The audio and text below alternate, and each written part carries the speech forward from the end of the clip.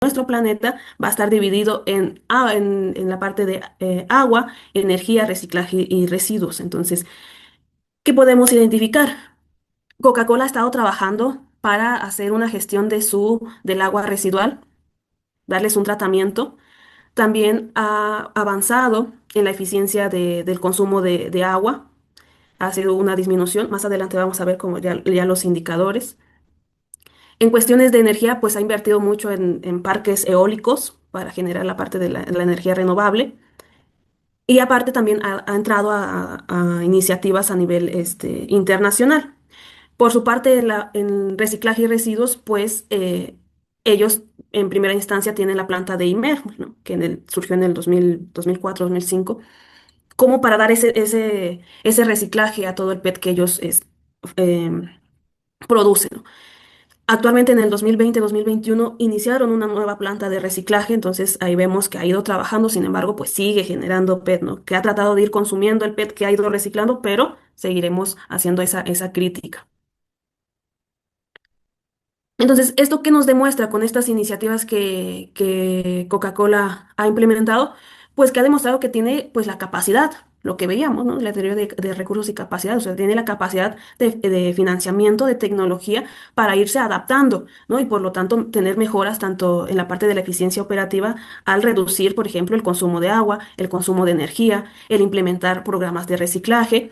Entonces vemos una respuesta activa ante estas presiones. Pues sin embargo, hay que cuestionar, entonces, esas iniciativas que él tiene son más arraigadas a esas presiones que hemos identificado o es una respuesta proactiva como iniciativa de la misma empresa. Entonces, consideramos, siguiendo la teoría de las partes interesadas, que los tres tipos de presiones pues influyen de manera significativa para que las empresas hagan esa transformación en sus procesos productivos, ¿no?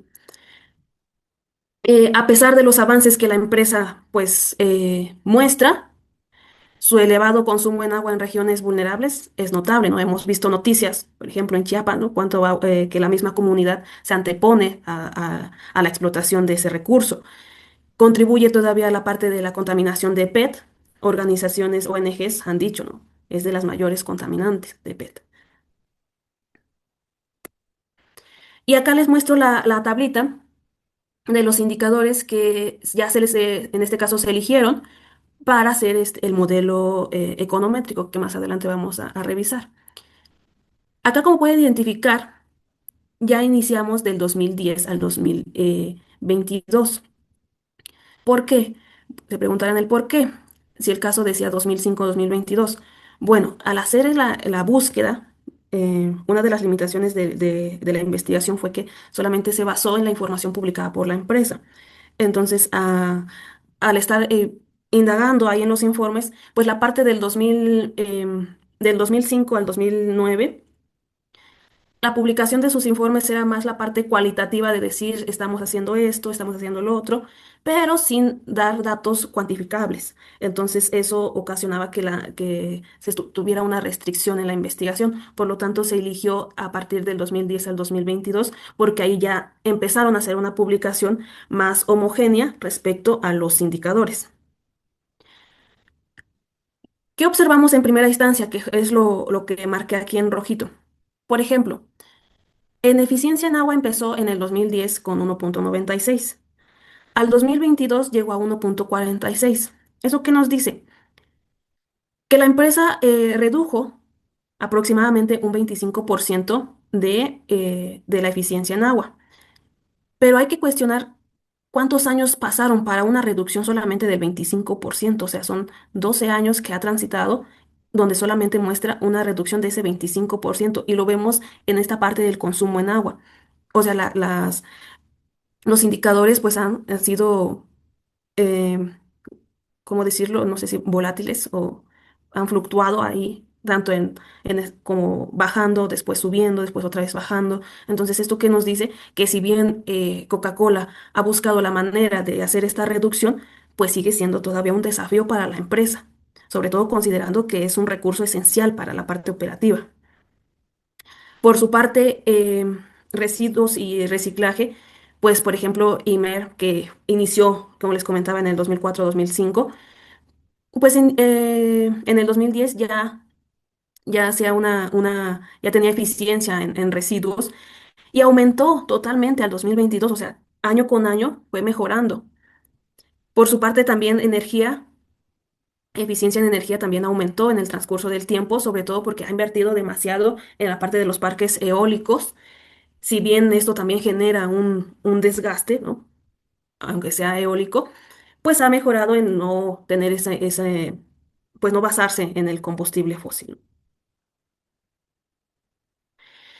Y respecto a sus indicadores financieros, igual pues obviamente va a ser el mismo periodo de tiempo, del 2010 al 2022. ¿Qué identificamos? Bueno, en cuestión del retorno, del rendimiento de los activos, pues vemos que ha ido reduciendo, sobre todo a partir del 2000, de a partir del 2012 al 2016, pues hay una reducción en su rentabilidad. En el 2017, como pueden identificar, hay signos negativos. Pero ahí en los informes mencionaba que en el 2017 tuvo problemas de tipo de cambio, entonces por eso es que los resultados salen de esta magnitud. Sin embargo, en el 2018 pues podemos identificar que la empresa eh, pues pudo gestionar para seguir teniendo una rentabilidad. Acá en el ROE, que es para los accionistas, o sea, el rendimiento para el inversionista, si bien no es muy alto, si lo comparamos a lo mejor con CETES, pues acá en el 2010, 2015, pues estaba por encima, ¿no? Eh, pero se ha mantenido más o menos estable. En el margen operativo, que es lo que ya nos queda después de haber cubierto tanto costos de ventas como como gastos operativos, pues todavía nos quedan márgenes positivos. Solamente en el 2017 hubo ahí un problema, pero fue por por tipo de cambio. Cosa contraria con el indicador de precio-valor en libros, que ya toma en cuenta, en este caso, el valor del mercado. ¿Sí? O sea, que ya toma en cuenta lo que dice, en este caso, el mercado, donde todos los resultados durante el periodo de estudio, pues fueron positivos. ¿Eso qué nos está diciendo? Pues que el mercado le está dando como ese voto de confianza, ¿no? Que no lo está castigando, sino que lo está apoyando. Y bueno, esos fueron como los indicadores que se seleccionaron para realizar ya la parte del modelo. El modelo fue un modelo VAR justo para ver cómo las variables se podrían causar. En este caso, primero se hizo la prueba de causalidad de Granger, justo para ver cómo las variables están ahí causando.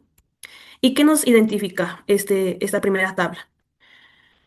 Pues que los indicadores que sí, en este caso ambientales, sí causan en el sentido de Granger, es el consumo de agua, el consumo de eficiencia en agua y consumo en energía. Son los más significantes, o sea, se usó un nivel de significancia del 5% y en el caso de eficiencia en agua, un nivel de significancia del 10%. Y vemos que, por ejemplo, el consumo en agua causa tanto al ROA, al ROE, al margen operativo y al precio valor en libros. Lo mismo que en este caso eficiencia en agua y eficiencia en energía. Pero nota importante es que, por ejemplo, eficiencia en residuos, el consumo del PET, pues no están causando, bueno, de acuerdo a a esta prueba, no están causando a los indicadores financieros. Ahorita vamos a ver por qué, qué dice la literatura, por qué puede que estos indicadores no causen a los indicadores de desempeño financiero. Bueno, una vez que se identificaron qué indicadores causaban a los indicadores financieros, se hizo un impulso respuesta, o sea, para conocer cómo un cambio en estos indicadores ambientales puede tener un efecto en los indicadores financieros. En primera instancia tenemos aquí en la primera columna que dice consumo en agua, esta y acá, ¿qué podemos identificar? La línea roja que está acá, que está en horizontal, es como la marca cero. Y la línea negra que pueden identificar es cómo se mueve, en este caso, el indicador ambiental, no, el indicador financiero, perdón, ante un choque del indicador ambiental. Es decir, cuando hacemos un movimiento en la parte del consumo en agua, ¿qué observamos? Que en este caso la respuesta del ROA va a tener un efecto negativo, porque debajo de la línea roja es un efecto negativo. Por encima de la línea roja, esto de acá, es un efecto positivo. Entonces, de acuerdo a este modelo, nos dice un cambio en consumo en agua va a tener un efecto negativo en los primeros periodos de tiempo. O sea, por ejemplo, acá vemos los horizontes en los 2 primeros años, ¿no? Que posteriormente, ¿qué va haciendo? Se va estabilizando. Y esto lo vamos ligando justo con lo que veíamos acá en los resultados, cuando estábamos viendo resultados mixtos y negativos, que dice, es que el adoptar las prácticas sustentables tiene un costo alto y no se puede reflejar de manera inmediata al corto plazo. Entonces, esto acá lo vemos, o sea, una disminución afecta o un aumento afecta el ROA. Lo mismo con el ROE, el margen operativo y el precio-valor en libros. Esta misma tendencia pasa con la eficiencia en agua y con la eficiencia en energía. Por ejemplo, el consumo de energía es más notable, o sea, el efecto negativo es más visible. Sin embargo, a la hora de visualizar la parte del precio-valor en libros, que acá lo tenemos, pues la línea negra, que es el comportamiento del indicador ambiental, pues está por encima de la línea roja. Entonces, ¿eso qué nos dice?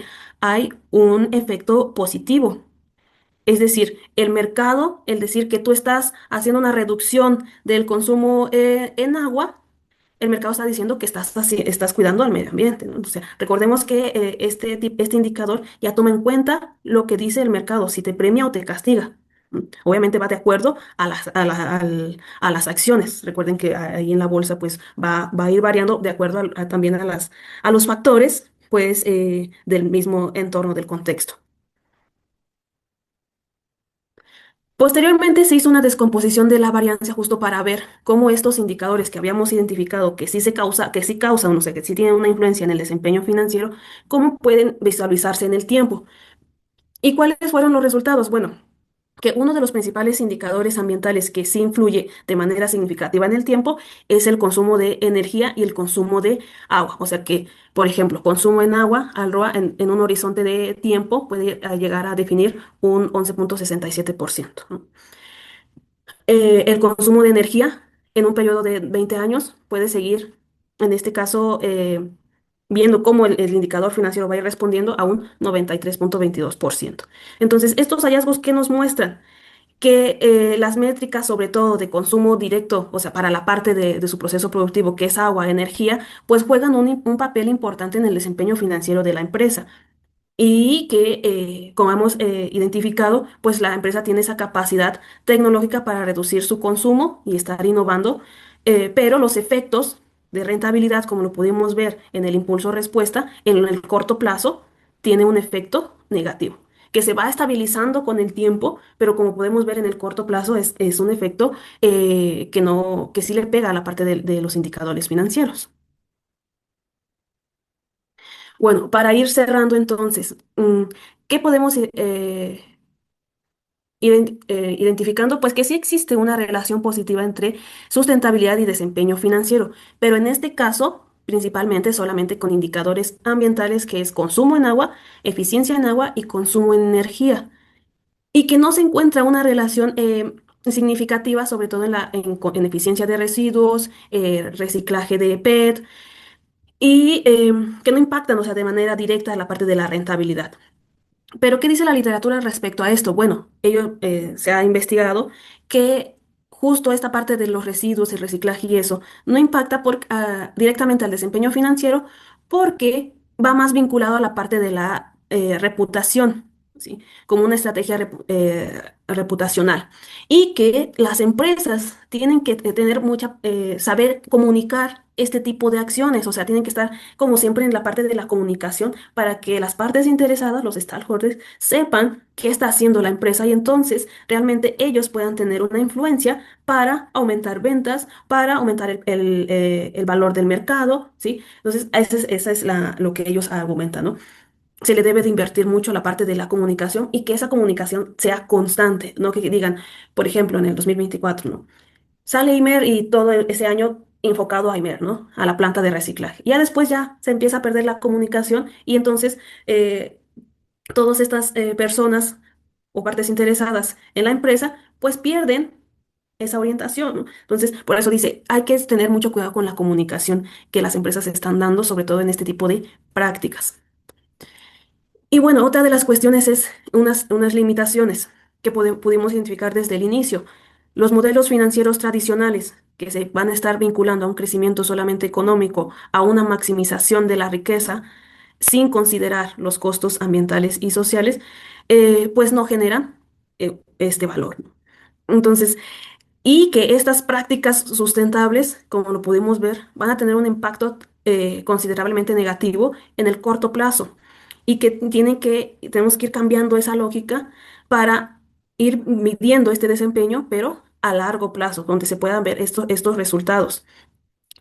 Entonces, tenemos que seguir fortaleciendo esta parte de la investigación sobre esta relación, sobre estas tensiones que tiene la parte de la sostenibilidad con el desempeño financiero, pues justo para hacer esta integración, ¿no? Como les mencioné, pues aún no hay una estandarización universal aceptada, se sigue trabajando, pero es importante que sigamos haciendo este tipo de investigaciones. Otro punto importante es que pues las partes, si nos vamos con la teoría de las partes interesadas, juegan un rol fundamental en el tipo de presión que hacen para que estas empresas tengan que hacer esta transformación, esta implementación, en que tengan que innovar, ¿no? Que tengan que buscar esas mejoras, pero que no van a ser todas las empresas, y ahí va otra de las cuestiones, ¿no? Esta empresa Coca-Cola pues tiene todas las capacidades financieras de recursos y tecnología para hacer estas adaptaciones, pero si lo ligamos, por ejemplo, con una microempresa, que carecen de recursos, ¿cómo van a llegar a adoptar este tipo de prácticas? ¿No? Entonces, hay que ir viendo esa brecha entre las capacidades que tiene cada una de las empresas y cómo tenemos que ir trabajando para crear modelos financieros con impacto social y ambiental que vinculen y que hagan esa inclusión para todo tipo de empresas, tanto micro, pequeñas, medianas y las grandes multinacionales, ¿no? Bueno, pues con esto voy ya, acá están algunas referencias y bueno, con esto termino. Perfecto. Eh, yo quisiera tomar la palabra para primero felicitar y agradecer a nombre de la Academia de Ciencias Administrativas y a título propio a la maestra Marín Aldana por su ponencia titulada La sostenibilidad y su impacto en el desempeño financiero, un caso de estudio. La maestra Marín Aldana, en su ponencia, explicó cómo las prácticas de sustentabilidad medioambiental de Coca-Cola FEMSA México, especialmente las relacionadas con el eje de nuestro planeta, han influido en su desempeño financiero en el periodo 2005 a 2022. La maestra Marín Aldana ha revisado la teoría de las partes interesadas, desarrollada principalmente por Friedman, quien sostiene que las empresas no existen únicamente para generar valor en los accionistas, sino para equilibrar y crear valor para todos los grupos que influyen o son influidos por ella. Esto fue muy interesante, porque esta visión amplió la noción tradicional del desempeño al integrar dimensiones sociales, ambientales y éticas en la toma de decisiones corporativas. Por otro lado, también en la parte teórica, la maestra Marín revisó la teoría de recursos y capacidades, en la cual destaca que el éxito de una empresa depende de la heterogeneidad, de la calidad y la capacidad de aprovechamiento de sus recursos, tanto productivos como organizacionales e institucionales. Esta perspectiva también ha sido muy interesante porque ha mostrado cómo las prácticas de sustentabilidad pueden convertirse en capacidades estratégicas que impulsen ventajas competitivas sostenibles. Como ya lo he mencionado, los resultados destacan la existencia de una relación positiva entre el desempeño financiero, ROA, ROE y valor en libros, y las prácticas de sustentabilidad implementadas en el consumo de agua, eficiencia de agua y consumo de energía. Este estudio presenta como limitación que solo se pudo hacer a través de información pública que emite la empresa y no se obtuvieron registros más específicos, lo que abre la puerta a profundizar en la investigación. Se puede profundizar esta investigación en diferentes industrias con datos específicos o por otro lado, abordando este mismo problema desde otros aristas eh, teóricos, por ejemplo, la teoría del consumidor responsable. Muchas felicidades, maestra, por su excelente ponencia. Vamos a dar paso a la sección de preguntas y respuestas. Quien guste participar puede levantar la mano.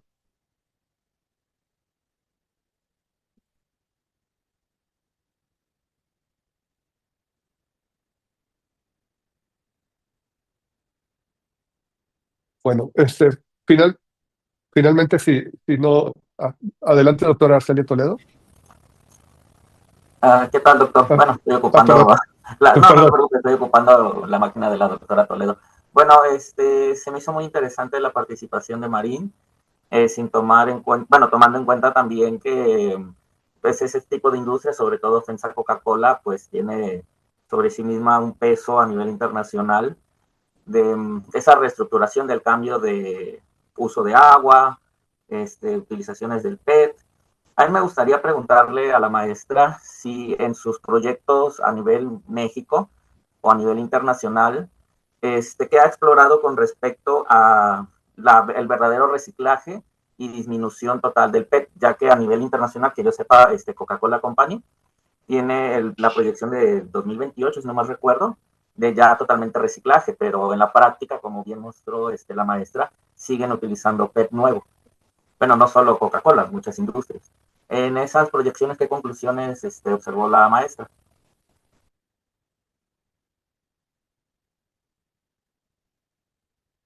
¿Voy respondiendo o si no, busca otra Sí, pregunta vamos, y...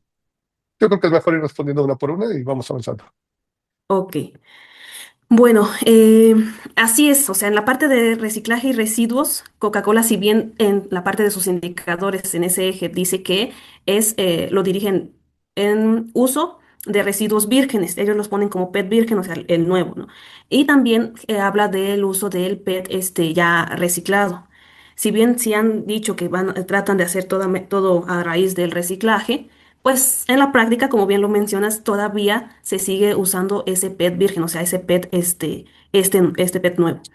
Pero importante señalar que en el caso de México, como lo mencioné en la ponencia, em, se ha visto como esa respuesta activa, sobre todo en los programas de reciclaje a través de estas grandes compañías, por ejemplo, Imer, o sea, las plantas recicladoras que han ido fomentando este aumento y también que ha generado campañas para hacer la recolección del PET. O sea, igual ha invertido mucho en esa parte. Y que no solamente se quedó con una planta, sino que justo también les mencionaba, en el 2020-2021 abrió nuevamente otra planta. Sin embargo, todavía sigue siendo una limitación que se sigue usando este PET virgen, o sea, ese PET nuevo. No sé si sí respondí tu pregunta. Sí, ok, sí, bueno, se sigue usando. Y bueno, una última, adicional a la que realicé, ¿tienes identificados qué stakeholders externos son los que han conllevado a estos cambios o presión en la sustentabilidad hacia FEMSA Coca-Cola? En primera instancia, partiendo de la clasificación de los stakeholders, recordemos que tenemos los primarios y los secundarios, pero sí identificamos varias ONGs, sobre todo las ONGs que van en contra del uso del PET y también que van en contra de explotación de los mantos acuíferos. Por ejemplo, estábamos viendo una noticia sobre en Chiapas, ¿no? Que sí se levantaron para que se cerraran, ¿no? Pero esos son como los grandes, sobre todo las ONGs, que han ido hasta hacer plantones y toda esa parte. Pero también juega un rol importante el gobierno a través de las legislaciones. Legislaciones que, ahorita qué bueno que me recuerdas, que no solamente, recordemos que la parte de la legislación a través de las leyes que les presenté, pues estas leyes en primera instancia marcan esos principios para hacer esa regulación. Sin embargo, hay que tener en cuenta que también están los reglamentos y las normas oficiales mexicanas como internacionales. Entonces, esas normas también influyen para que la empresa haga ese tipo de reconfiguración. Por ejemplo, Semarnat en un momento le dio la certificación de producción limpia, ¿no? Entonces, eso que le hace pues como una premiación, ¿no? Una mayor reputación. Entonces, más allá de las leyes, también hay que tomar en cuenta la normatividad que son más específicas. Gracias. ¿Alguna otra pregunta? Muchas gracias, maestro, por su pregunta. ¿Alguna otra pregunta? Quisiera yo aprovechar para preguntarle, maestra, ¿cómo podemos extender esta investigación teniendo datos más específicos? ¿Qué otros proyectos de investigación se antojan para continuar trabajando esta investigación? Primero, que justo lo estoy trabajando, es identificar todas esas limitaciones que presentan los modelos financieros con impacto social y ambiental. Porque una vez que tengamos consolidado, identificado bien esas limitaciones, podremos hacer esa crítica, esa retroalimentación, eh, ¿para qué? Para mejorar estos modelos financieros, o sea, a través de esas críticas. Pero también es interesante ir investigando cómo todas estas métricas tienen que englobar la parte ambiental, social y económica, tienen que ser unificadas, o sea, tienen que ser homologadas para que puedan ser usadas en cualquier diversidad empresarial. ¿A qué me refiero con diversidad empresarial? Desde las pequeñas empresas hasta las grandes empresas, como lo hacemos con la parte financiera, ¿no? Son indicadores ya dados, que lo puedo sacar desde una micro y lo puede sacar una multinacional, cosa que no tenemos con los estándares ambientales, sociales y de gobernanza, ¿no? Entonces, falta esa parte de seguir indagando para llegar a esa estandarización que permita hacer esa comparación, esa cuantificación. Porque si nos vamos a seguir justo con estos resultados de que es que este estudio usa esta metodología, es que usa estos indicadores y por eso sale este resultado, versus otro estudio usa otra metodología y lo vemos. Si lo vemos a un aspecto más específico, justo como por ejemplo para seleccionar que iba a usar este tipo de modelo econométrico, vimos a ver que los estudios recientes, ¿qué métodos usaban? Usaban regresiones, usaban modelos de paneles, usaban entonces un sinfín de modelos, ¿no? Pero que usaban indicadores diversos. Entonces, esa es la problemática. Pero lo primero que tenemos que hacer es crear ese modelo consolidado de las limitaciones para poder dar pues ese fundamento, ¿no? Y poder hacer un modelo ya pues bien. Muchas felicidades, maestro Marín. Le agradecemos mucho su ponencia. A nombre de Acacia y del mío propio, te doy el uso de la voz a la doctora Ana Laura Medina, secretaria de Acacia.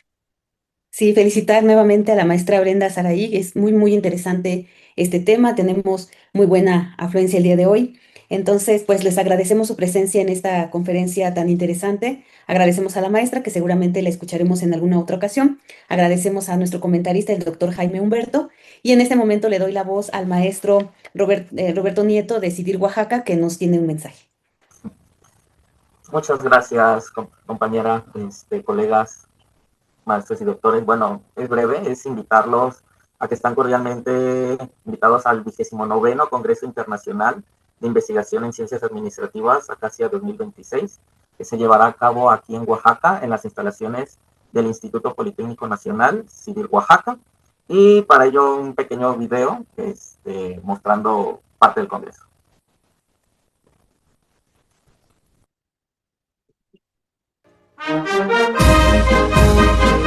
El Instituto Politécnico Nacional, a través del CIDIR Oaxaca y la Academia de Ciencias Administrativas, Acacia, AC, te esperan del 21 al 24 de abril de 2026 en la hermosa ciudad de Oaxaca, y seas parte del 29º Congreso Internacional de Investigación en Ciencias Administrativas, donde investigadores, académicos y expertos nacionales e internacionales conversarán sobre el emprendimiento para la sostenibilidad en los pueblos originarios y nativos. Ven, inscríbete y sé parte de la historia de Acacia 2026 en la Verde Antequera. Fusionaremos la ciencia, la cultura, tradiciones y gastronomía para que vivas una experiencia inolvidable.